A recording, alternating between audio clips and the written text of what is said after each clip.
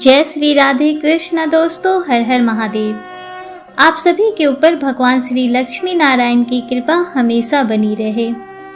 दोस्तों, कार्तिक स्नान की इससे पहले की सभी कथाओं को सुनने के लिए आप सबका बहुत बहुत धन्यवाद।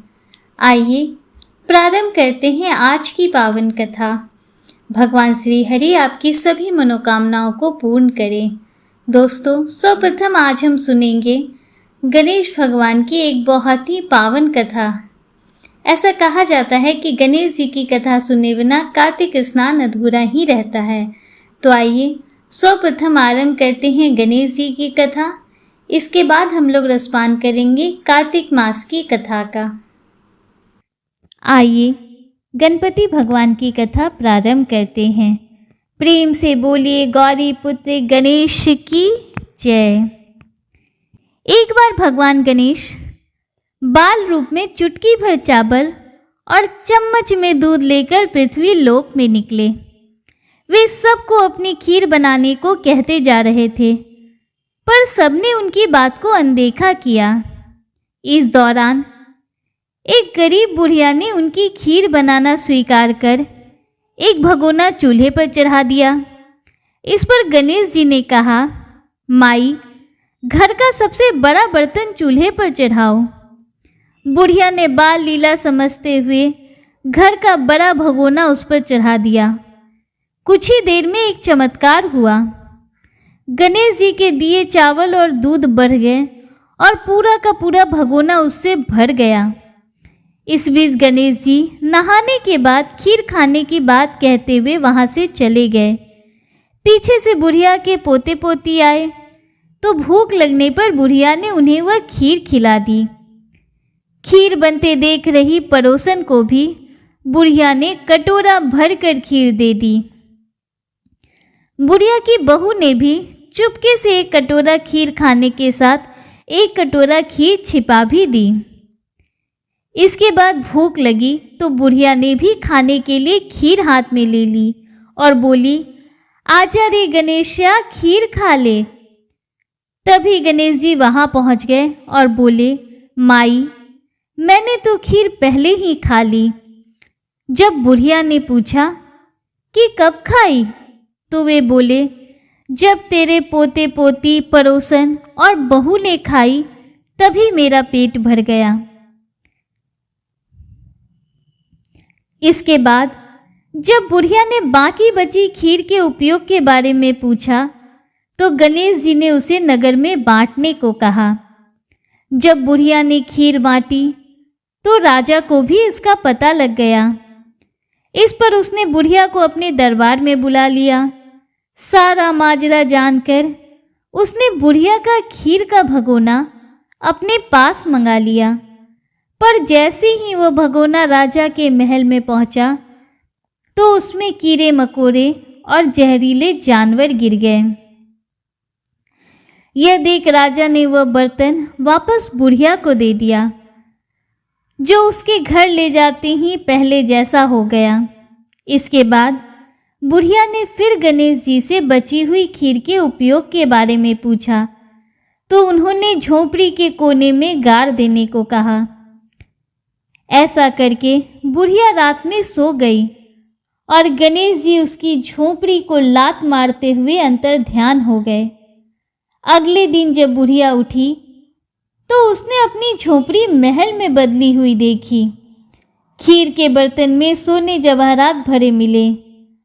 गणेश जी की कृपा जानकर बुढ़िया काफी प्रसन्न हो गई।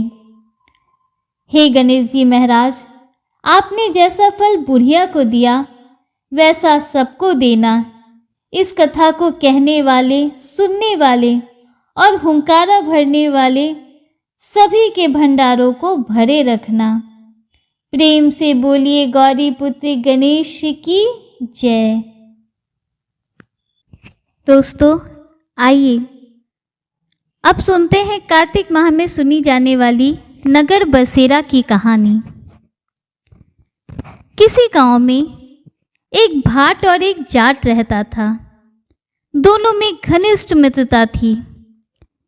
एक बार जाट अपनी बहन के घर जाने को तैयार हुआ तो भाट भी अपनी ससुराल जाने को तैयार हुआ।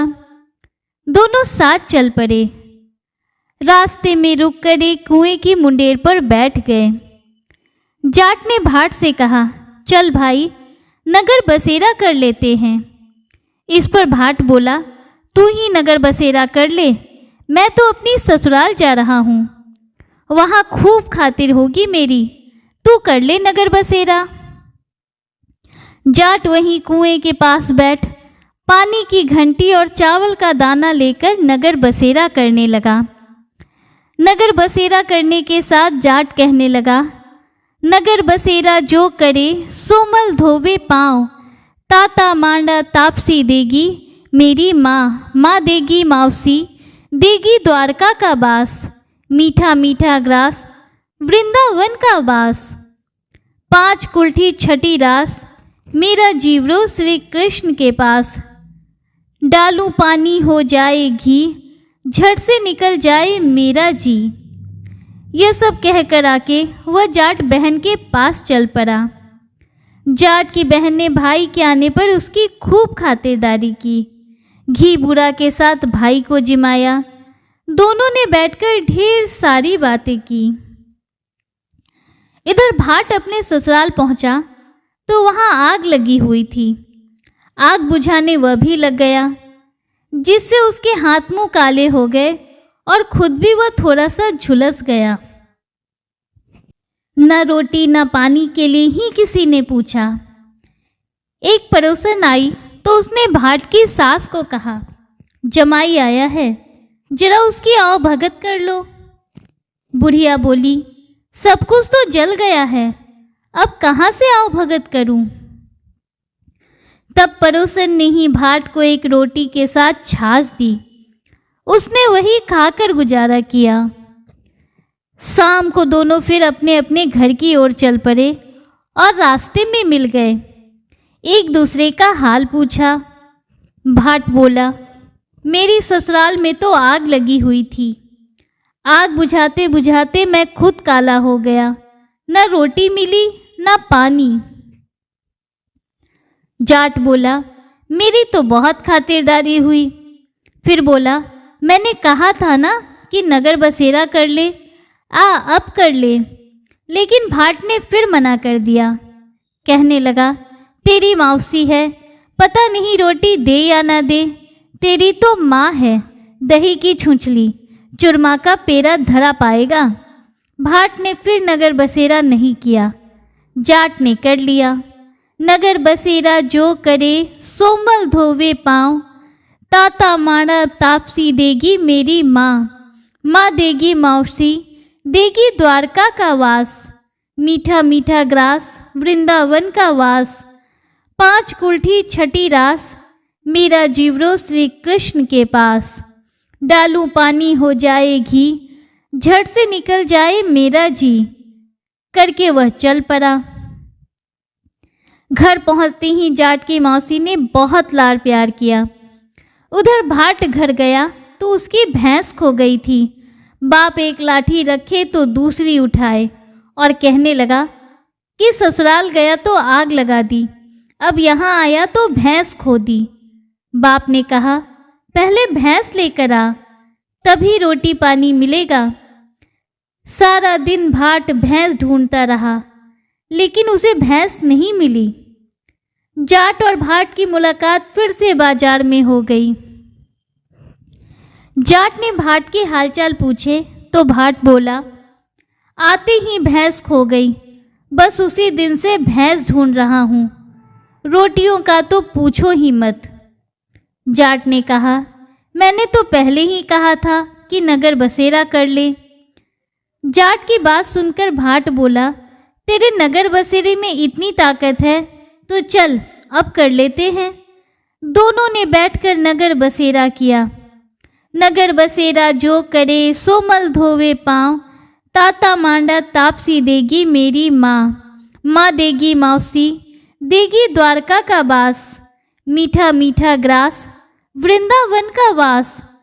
5 कुल्ठी छठी रास मेरा जीवरो श्री कृष्ण के पास, डालू पानी हो जाए घी, झट से निकल जाए मेरा जी। दोनों के नगर बसेरा करने पर भाट जैसे ही आगे बढ़ा तो उसकी खोई भैंस मिल गई, जिसे लेकर वह घर पहुंचता। घर पहुंचे ही माँ ने कहा, लड़के को आते ही घर से निकाल दिया।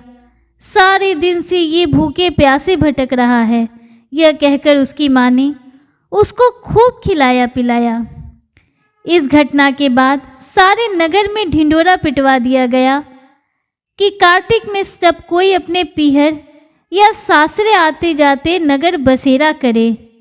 जैसे भाट को नगर बसेरा करने का फल मिला, वैसा ही हर किसी को मिले। हे कार्तिक महाराज, इस कथा को कहने वाले, सुनने वाले और हुंकारा भरने वाले सभी भक्तों पर अपनी कृपा बना कर रखिएगा। बोलिए भगवान श्री लक्ष्मी नारायण की जय। दोस्तों, आइए रसपान करते हैं कार्तिक माह में सुनी जाने वाली गंगा जमुना की कहानी। प्राचीन समय में एक गांव था जिसमें दो बहनें रहा करती थी। एक बहन का नाम गंगा था तो दूसरी बहन का नाम जमुना था।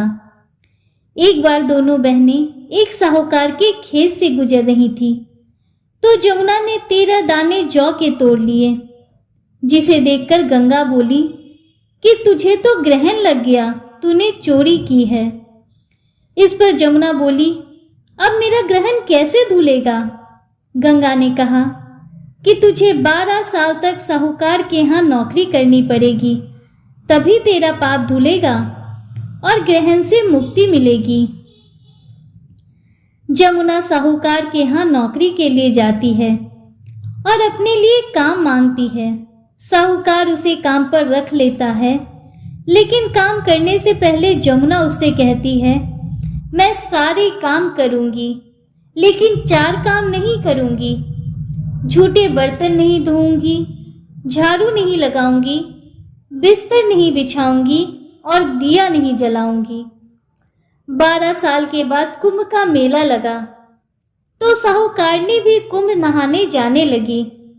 जमुना जी ने उसे जाते देखकर कहा, कुंभ के मेले में मेरी बहन गंगा मिलेगी तो उसे यह सोने का टका दे देना, इससे वो अपने हाथों में सुंदर चूड़ियां पहन लेगी। साहूकारनी ने कुंभ के मेले में गंगा को वह सोने का टका दे दिया। गंगा ने उनसे वह टका लेते हुए कहा कि मेरी बहन को कहना कि उसके 12 वर्ष पूरे हो गए हैं, अब वो यहाँ वापस आ जाए।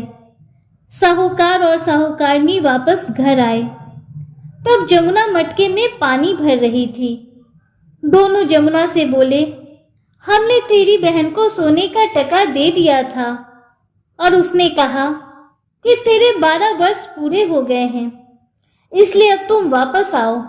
यह समाचार सुनते ही जमुना सहस्त्र धारा में बदल गई और बहने लगी। जमुना जी का यह रूप देखकर साहूकार और साहूकारनी परेशान हो गए कि हमारे घर तो जमुना माता ने काम किया, हमें तो अब ग्रहण लग गया है, हम यह ग्रहण कैसे उतारेंगे। जमुना भागकर गंगा माता के पास चली गई। गंगा ने जमुना से पूछा, तुम साहूकार और साहूकारनी से कुछ कहकर आई हो या ऐसे ही बिना बताए आ गई? तब जमुना बोली, मैं तो कुछ भी बताकर नहीं आई हूं। गंगा ने कहा, जा उन्हें धीरज दिया, नहीं तो उन्हें जीवन भर असंतोष ही रहेगा। गंगा के कहने पर जमुना माता ने साहूकार साहूकारनी को सपने में दर्शन दिए और कहा, तुम दोनों उल्टे माथे क्यों पड़े हो? जाओ उठकर खाओ पियो। तब दोनों बोले, हम कैसे उठें? हमें तो ग्रहण लग गया, क्योंकि हमने उल्टे सीधे और पता नहीं कितने नीच कार्य आपसे कराए हैं। तब जमुना जी बोली, तुम्हें ग्रहण नहीं लगा है, ग्रहण तो मुझे लगा था कि मैंने तुम्हारे खेत से 13 दाने जौ के चुराए थे। मैं तो अपना ग्रहण उतारने ही तुम्हारे घर आई थी। मेरा ग्रहण तुम्हारे घर में 12 वर्ष तक रहने से उतर गया और मेरी मुक्ति हो गई। जमुना जी ने कहा, तुम्हें कोई ग्रहण नहीं लगा है। उल्टे मेरे 12 वर्ष तक यहाँ रहने से तुम्हारी भी मुक्ति हो गई है। यह कहकर जमुना जी स्वप्न से चली गई। दोनों उठकर देखते हैं कि उनके घर में पहले से भी अधिक धन हो गया है। हे जमुना माता, जैसे आपने साहूकार और साहूकारनी की मुक्ति कराई, वैसे ही आप अपने सभी भक्तों की करना। इस कथा को कहने वाले, सुनने वाले और हुंकारा भरने वाले सभी भक्तों पर अपना आशीर्वाद बनाए रखना। प्रेम से बोलिए जमुना माता की जय, गंगा माता की जय। दोस्तों, आइए अब रसपान करते हैं कार्तिक मास महात्म्य का 11वां अध्याय। जिसको जप कर जीव हो भवसागर से पार, 11वें अध्याय का कमल करे विस्तार। एक बार सागर पुत्र जलंधर अपनी पत्नी वृंदा सहित असुरों से सम्मानित हुआ सभा में बैठा था। तभी गुरु शुक्राचार्य का वहां आगमन हुआ। उनके तेज से सभी दिशाएं प्रकाशित हो गई। गुरु शुक्राचार्य को आता देखकर सागर पुत्र जलंधर ने असुरों सहित उठकर बड़े आदर से उन्हें प्रणाम किया। गुरु शुक्राचार्य ने उन सबको आशीर्वाद दिया। फिर जलंधर ने उन्हें एक दिव्य आसन पर बिठाकर स्वयं भी आसन ग्रहण किया। फिर सागर पुत्र जलंधर ने उनसे विनम्रता पूर्वक पूछा, हे गुरुजी, आप यह बताने की कृपा करें कि राहु का सिर किसने काटा था। इस पर दैत्य गुरु शुक्राचार्य ने विरोचन पुत्र हिरण्यकशिपु और उसके धर्मात्मा पौत्र का परिचय देकर देवताओं और असुरों द्वारा समुद्र मंथन की कथा संक्षेप में सुनाते हुए बताया कि जब समुद्र से अमृत निकला तो उस समय देव रूप बनाकर राहु भी पीने बैठ गया। इस पर इंद्र के पक्षपाती भगवान विष्णु ने राहु का सिर काट डाला। अपने गुरु के मुख से इस प्रकार के वचन सुनकर जालंधर के क्रोध की सीमा न रही। उसके नेत्र लाल हो गए। फिर उसने अपने धस्मर नामक दूत को बुलाया और उसे शुक्राचार्य द्वारा सुनाया गया वृत्तांत सुनाया। तत्पश्चात उसने धस्मर को आज्ञा दी, तुम शीघ्र ही इंद्रपुरी में जाकर इंद्र को मेरी शरण में ले आओ। धस्मर जलंधर का बहुत आज्ञाकारी एवं निपुण दूत था। वह जल्द ही इंद्र की सुधर्मा नामक सभा में जा पहुंचा और जलंधर के शब्दों में इंद्र से बोला, हे देवता धाम, तुमने समुद्र का मंथन क्यों किया और मेरे पिता के समस्त रत्नों को क्यों ले लिया? ऐसा करके तुमने अच्छा नहीं किया। यदि तू अपना भला चाहता है तो उन सब रत्नों एवं देवताओं सहित मेरी शरण में आ जा, अन्यथा मैं तेरे राज का ध्वंस कर दूंगा। इसमें कुछ भी मिथ्या नहीं है। इंद्र बहुत विस्मित हुआ और कहने लगा, पहले मेरे भय से सागर ने सब पर्वतों को अपनी कुची में क्यों स्थान दिया और उसने मेरे शत्रु दैत्यों की क्यों रक्षा की? इसी कारण मैंने उनके सब रत्न हरण किए हैं। मेरा द्रोही सुखी नहीं रह सकता, इसमें संदेह नहीं है। इंद्र की ऐसी बात सुनकर वह दूत शीघ्र ही जलंधर के पास आया और सब बातें कह सुनाई। उसे सुनते ही वह दैत्य मारे क्रोध के अपने ओष्ठ फड़फड़ाने लगा और देवताओं पर विजय प्राप्त करने के लिए उसने उद्योग आरंभ किया। फिर तो सब दिशाओं पाताल से करोड़ों करोड़ों दैत्य उसके पास आने लगे। शुंभ निशुंभ आदि करोड़ों सेनापतियों के साथ जलंधर इंद्र से युद्ध करने लगा। शीघ्र ही इंद्र के नंदन वन में उसने अपनी सेना उतार दी। वीरों की शंख ध्वनि और गर्जना से इंद्रपुरी गूंज उठी। अमरावती छोड़ देवता उससे युद्ध करने चले। भयानक मार काट हुई। असुरों के गुरु आचार्य शुक्र अपनी मृत संजीवनी विद्या से और देवगुरु बृहस्पति द्रोणागिरी से औषधि लाकर जिलाते रहे। इस पर जलंधर ने क्रुद्ध होकर कहा कि मेरे हाथ से मरे हुए देवता जी कैसे जाते हैं? जिलाने वाली विद्या तो आपके पास है। तत्पश्चात वह सागर पुत्र युद्ध भूमि में आकर बड़े तीव्र गति से देवताओं का संहार करने लगा। जब द्रोणाचार्य औषधि लेने गए तो द्रोणाचल को उखड़ा हुआ शून्य पाया। वो भयभीत होकर देवताओं के पास आए और कहा, युद्ध बंद कर दो, जालंधर को अब नहीं जीत सकोगे। पहले इंद्र ने शिवजी का अपमान किया था। यह सुन देवता युद्ध में जय की आशा त्याग कर इधर उधर भाग गए। सिंधुसुत निर्भय हो अमरावती में घुस गया। इंद्र आदि सभी देवताओं ने गुफाओं में शरण ली। दोस्तों, इस प्रकार कार्तिक मास महात्म्य में 11वें अध्याय का समापन हुआ। आइए श्री विष्णु भगवान के चरण कमलों का ध्यान करते हुए तुलसी चालीसा प्रारंभ करते हैं। प्रेम से बोलिए तुलसी माता की जय। जय जय तुलसी भगवती सत्यवती सुखदानी, नमो नमो हरि प्रेयसी श्री वृंदा गुण खानी। श्री हरिशीष विराजनी, देहु अमर वरम्ब, जनहित हे वृंदावनी, अब न करहूँ विलंब। धन्य धन्य श्री तुलसी माता, महिमा गम सदा श्रुति गाता। हरि के प्राणहु से तुम प्यारी, हरि हेतु कीनो तप भारी। जब प्रसन्न है दर्शन दीन हो, तब कर जोरी विनय उस कीन हो। हे भगवंत कंत मम हो, दीन जानी जनि छड़ाहू छोहू। सुनी लक्ष्मी तुलसी की बानी, दीन हो श्राप कध पर आनी। उस अयोग्य वर मांगन हारी, हो विटप तुम जर तनुधारी। सुनी तुलसी ही श्रव्यो तेहि ठाना, करहु वास तुहु नीचन धामा। दियो वचन हरि तब तत्काला, सुनहु सुमुखी जनी हो बिहाला। समय पाई बहु रो पाती तोरा, पूजी हो आस वचन सत मोरा। तब गोकुल मह गोप सुदामा, तासु भई तुलसी तू बामा। कृष्ण रास लीला के माही, राधि शक्यो प्रेम लखी नाही। दियोत्साप तुलसी ही तत्काला, नर लोक कहीं तुम जन्म हूँ बाला। यो गोप वह दानव राजा, शंख चूर नामक शिर ताजा।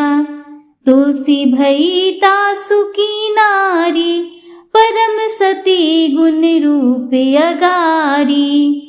असदय कल्प बीत जब गयऊ, कल्प तीर्ते जन तब भयऊ। वृंदा नाम भयो तुलसी को, असुर जलंधर नाम पति को। करियति द्वंद अतुल बल धामा, लीना ही शंकर से संग्रामा। जब निज सैन्य सहित शिव हारे, मरही न तब हर हर ही पुकारे। पतिव्रता वृंदा थी नारी, को न सके पति ही संहारी। तब जलंधर ही भेष बनाई, वृंदा ढिग हरि पहुँच्यो जाई। शिव हित लही करी कपट प्रसंगा, कियो सतित्व धर्म तो ही भंगा।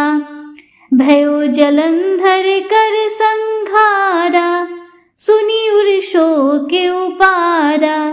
तिहि छन दियो कपट हरि टारी, लखी वृंदा दुख गिरा उचारी। जलंधर जस हत्यो अभिता, सोई रावण तस हरि सीता। अस प्रस्तर सम हृदय तुम्हारा, धर्म खंडी मम पतहि संघारा। यही कारण लही श्राप हमारा, होए तनु पासान तुम्हारा। सुनी हरि तुरत ही वचन उचारे, दियो श्राप बिना विचारे। लख्यो न निज कर तुति पति को, छलन जहो जब पार्वती को। जरमति तुहु अस हो जर रूपा, जगमह तुलसी विटप अनूपा। धग्व रूप हम साली ग्रामा, नदी गंड की बीच ललामा।